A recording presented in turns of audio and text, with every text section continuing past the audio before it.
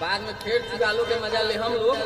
मुखिया जी कुछ ही क्षण में वहीं चुकल हमन आइए गए हमन स्टेज तक ले पहुंचल हमन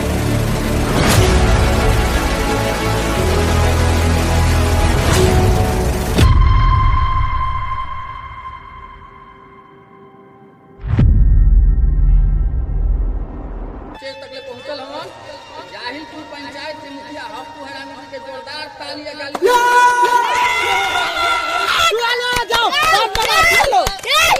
जाए मुखिया जी के स्टेज पर आवे मुखिया मुर्दाबाद मुर्दाबाद